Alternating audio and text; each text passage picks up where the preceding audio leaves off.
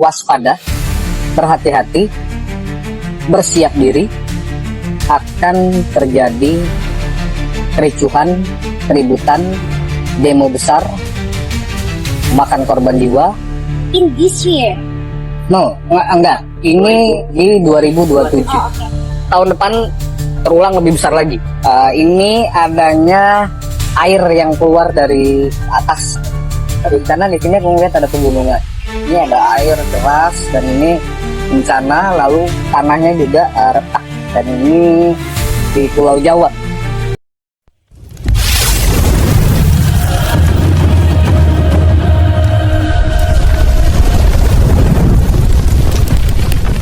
Tahun depan terulang lebih besar lagi. Jadi kalau ditanya apakah perang Israel dan Iran akan berhenti di tahun 2026? Tidak. Kalau menurutku perang ini terus berlanjut. Perang ini terus berlanjut. Cuma putus nyambung. Ciko, Eko. Kayak hubungan lu ya? Oh iya. Ini putus nyambung. Ini putus nyambung. Jadi nanti sempat dalam waktu dekat stop, bahasanya diem dulu, mereda dulu. Nanti tahun depan terulang lebih besar lagi, lebih besar lagi. Apakah akan damai di tahun 2026? Wallahu a'lam bishawab. Tidak. Ini pandangan saya sebagai manusia, bukan pandangan yang maha kuasa. Yang maha benar hanya Allah Subhanahu wa Ta'ala, dan akan terus berkelanjutan. Waspada, berhati-hati, bersiap diri, akan terjadi kericuhan, keributan, demo besar, makan korban jiwa, anarkis, kisruh, antara masyarakat sipil terutama yang melakukan penyerangan terhadap satu sosok pejabat pemerintah kita, satu sosok pejabat tinggi pemerintah kita yang akan ditekan, diserang oleh banyaknya masyarakat sipil, menuntut sesuatu, meminta sesuatu, dan ini terjadi konflik, keributan, kericuhan, kerusuhan, demo, bakar-bakaran, memakan korban jiwa. In this year? No, enggak. Ini di 2027. Next year. Kalau tidak meleset di pertengahan tahun, Juni, Juli, Agustus. Wallahu a'lam bishawab. Ini adanya yang aku lihat itu air, genangan air, lalu ada pegunungan, lalu ada desa kecil, lalu ada tanah yang terbelah, retak. Ini longsor, ditambah lagi adanya seperti entah ini banjir bandang, entah ini ada air yang keluar dari atas, karena di sini aku melihat ada pegunungan. Ini ada air deras dan ini bencana, lalu tanahnya juga retak, dan ini di Pulau Jawa, di Pulau Jawa, Jawa Barat. Paranormal pun melihat bahwa memasuki pertengahan tahun 2026, Indonesia masih berada dalam fase alam yang belum sepenuhnya stabil. Dalam penglihatannya, ada beberapa titik wilayah yang terasa cukup mendebarkan, terutama yang berkaitan dengan unsur alam seperti air, api, angin, tanah, dan udara. Ia melihat bahwa alam seolah sedang memberi tanda melalui perubahan cuaca yang tidak lagi berjalan seperti biasanya. Ketika seharusnya masuk musim panas, hujan masih turun dengan deras. Namun ketika seharusnya hujan mulai mereda, panas justru terasa semakin kuat dan menyengat. Paranormal pun juga menegaskan bahwa unsur air masih menjadi salah satu hal yang perlu diperhatikan. Hari ini saya masih membahas tentang bencana, cuaca, prediksi alam ya, karena memang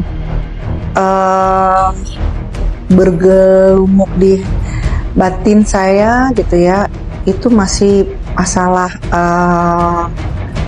bencana gitu ya, masih bergelumuk masalah tentang alam gitu ya. Jadi ya saya harap teman-teman ambil sisi baiknya saja gitu ya, sisi positifnya gitu. Bila mana teman-teman tidak suka ya mudah saja, silakan dihembuskan saja keluar. Nah, hari ini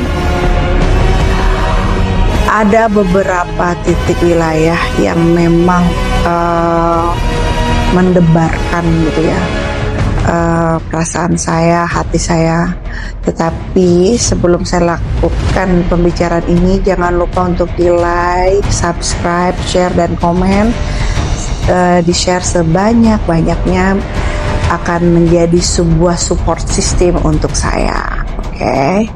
Nah, jadi gini, beberapa minggu ini gitu kan, memang kan kegiatan saya tuh sangat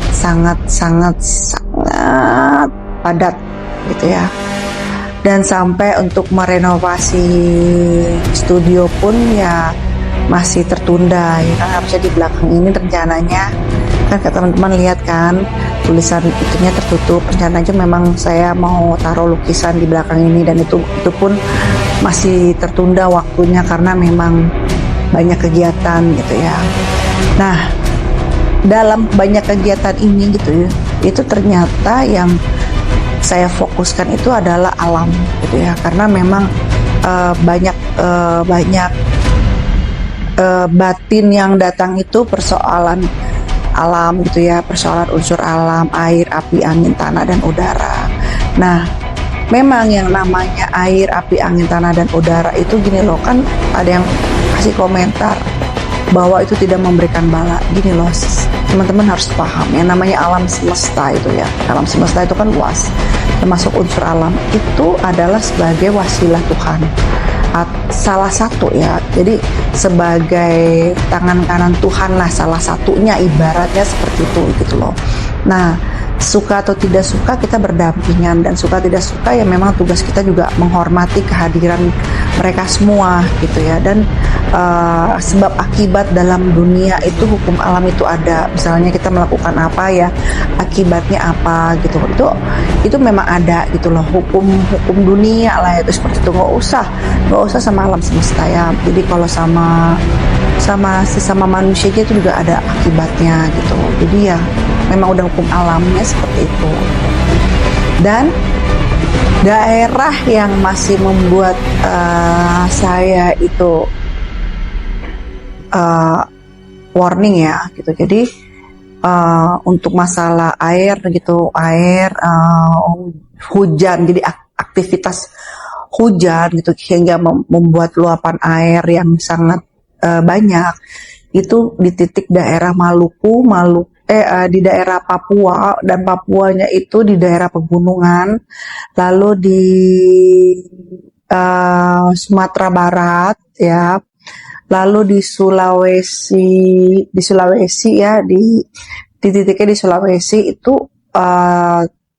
tolong hentikan aktivitas hujan yang terlalu tinggi gitu ya, tolong dimaksimalkan untuk masalah saluran-salurannya gitu ya, terutama tanggul itu jangan sampai terjadi kecerobohan atau jebol lah ya bahasanya gitu pada umumnya, yang mudah dikenal gitu ya. Itu mohon diwaspadai gitu, diantisipasikan gitu loh. Jadi itulah maksud saya, ketika ada omongan kayak gini, kalian dengar, kalian mampir ke YouTube saya gitu kan, jangan dijadi ketakutan yang berlebih, tapi ya diwaspadakan saja gitu. Nah, itu yang menjadi wilayah yang air yang saya lihat kembali lagi banjir, tapi ini karena faktor hujan. Karena memang kita ini masuki bulan panas yang benar-benar terik banget, kering banget, panas banget, itu di atas bulan Juni. Juli lah startnya tuh, Juli ke atas tuh udah mulai kita masuki ke daerah yang panas banget, karena memang kalau feeling saya berkata bahwa cuaca ini lagi acak. Harusnya udah masuk musim hujan, kita masih panas. Harusnya udah musim panas, kita masih hujan. Jadi cuaca kita tuh memang lagi ekstrim gitu ya. Jadi mohon jaga-jaga, hati-hati. Dan ada beberapa daerah, ada yang tanya sama saya, ternyata daerah Yogyakarta gimana gitu ya. Jadi memang daerah Yogyakarta itu, kalau prediksi saya itu memang termasuk cuaca yang frontal ya, karena pagi sampai siang itu panas sekali gitu ya. Tapi menjelang sore, malam itu hujan yang benar-benar deras banget dan mengalami kondisi petir yang besar gitu. Jadi teman-teman ya harus waspada, hati-hati yang berkendaraan di jalan, mau mobil, mau motor, mau sepeda, mau apapun itu, jangan lupa banyak-banyak berdoa. Jadi saya ini menjawab pertanyaan-pertanyaan teman-teman, kan memang kan banyak yang bertanya di YouTube saya, terus banyak juga yang bertanya di DM, mereka minta ditanyakan beberapa kondisi-kondisi gitu ya. Nah, Yogyakarta banyak sekali yang bertanya gitu ya ke saya, jadi ya itu jawabannya. Jadi ya untuk teman-teman yang untuk punya aktivitas di luar rumah ya siapin payung kecil ataupun jas hujan gitu ya. Kalau nggak mau repot kalian, karena kan kalau payung kecil kan kalau kena angin tuh pasti hebring lah, nggak kuat ya. Kalau saran saya ya, walaupun kalian misalnya nggak kendaraan naik motor, siapin aja jas hujan gitu loh, yang jalan-jalan itu murah itu kan ya, beli aja seperti itu gitu loh. Saran saya seperti itu. Paranormal pun melihat bahwa memasuki pertengahan tahun 2026, Indonesia masih berada dalam fase alam yang terus bergerak dan belum sepenuhnya tenang. Dalam penglihatannya, setelah unsur air menjadi perhatian di beberapa wilayah, kini unsur tanah dan gempa kembali muncul cukup kuat. Ia melihat bahwa beberapa daerah seperti NTT, Sulawesi, Maluku, Maluku Utara, hingga Papua masih menjadi titik yang perlu lebih diwaspadai. Paranormal pun juga menegaskan, hal ini bukan semata-mata untuk ditakuti, tetapi menjadi tanda bahwa manusia perlu lebih sensitif terhadap kondisi alam di sekitarnya. Jadi sebenarnya ketika memasuki hujan yang titik lebat, yang harus memakai jas hujan itu ya bukan hanya kendaraan motor saja, tapi untuk teman-teman yang berkendaraan ya istilahnya naik kendaraan umum dan berjalan dan ada aktivitas berjalan kaki, itu lebih baik sih kalau sudah memasuki hujan lebat itu ya lebih baik jas hujan gitu, karena lebih ringkes ya gitu. Nah, tadi sudah memasuki yang kawasan air ya, yang banjir ya, yang hujannya air. Nah, kalau untuk hujan dari tanah atau gempa ya, itu saya masih fokus daerah NTT, Sulawesi, Maluku, itu yang rawan pergerakan tanahnya dan gempa gitu ya, dan Papua itu rawan sekali gitu ya, Maluku Utara gitu dan Papua, NTT, terus Sulawesi, sepertinya titik gempa lagi fokus ke daerah sana ya. Jadi lagi banyak, kalau bahasa saya tuh kayak lagi ngulet, bumi tuh lagi di titik itu yang sedang pegel-pegel, jadi makanya ngulet terus, akhirnya goyang terus gitu ya, jadi menimbulkan gempa ya. Nah, ada lagi yang bertanya, adakah efeknya itu ke Jawa dan Banten ya? Jadi gini, kalau untuk Jawa itu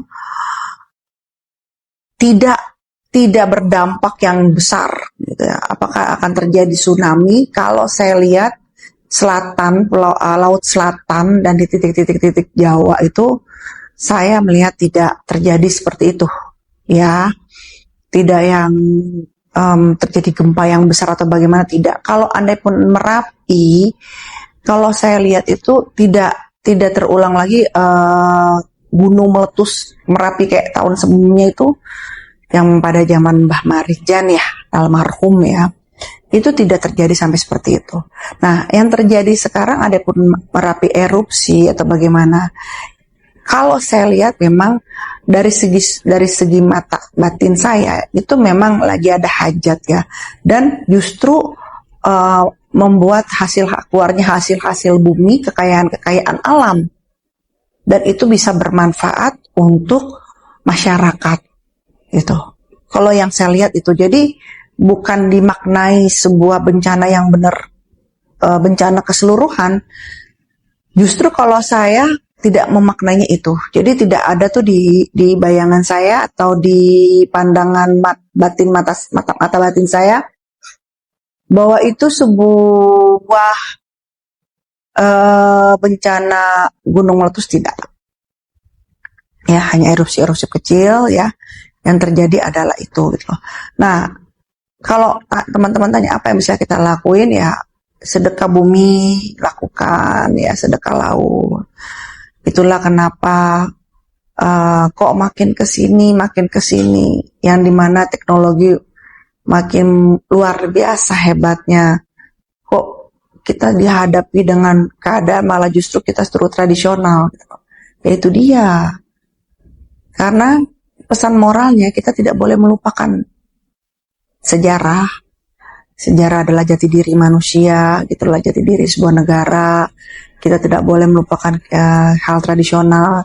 Sekarang gini loh, hal tradisional itu bukan berarti kampung, ya. Itu adalah sebuah, bahasanya apa ya kalau saya, sebuah kemurnian di suatu daerah. Teman-teman ya, saya kalau ke Yogyakarta gitu ya, itu saya paling males, itu kalau misalnya makannya tuh di, misalnya suruh milih ya, makan di kayak pinggir-pinggir jalan atau restoran-restoran biasa atau gitu, saya lebih milih kayak di pasar gitu ya. Saya lebih milih kalau di Jogja makan di situ kayak Pasar Ngasem ya kan. Itu enak banget gitu loh. Nah, hal-hal tradisional itu kalau teman-teman tanya sama orang asing ya, orang bule atau gimana, itu buat mereka adalah sesuatu yang unik. Nah, pertanyaannya kenapa kita harus melepaskan keunikan Indonesia itu sendiri? Padahal itu adalah daya tarik yang menurut saya itu luar biasa. Dan saya berharap masih banyak lagi mempertahankan ketradisionalan itu, gitu loh. Kayak ke Solo. Saya juga senang kulineran yang benar-benar unik gitu loh. Yang ada tradisionalnya, itu menurut saya luar biasa. Ya gitu. Jadi kalau bukan berarti makan di mall saya tidak suka. Saya suka makan di mall, di kafe, di mana. Saya suka gitu. Tapi saya tidak juga mau meninggalkan makanan tradisional Indonesia gitu. Nah, yang terjadi sekarang, kenapa kayaknya keadaan, situasi dan kondisi itu mengajak kita ke kehidupan tradisional. Sebenarnya itu adalah sebuah pakem rembok, kita jangan lupakan gitu.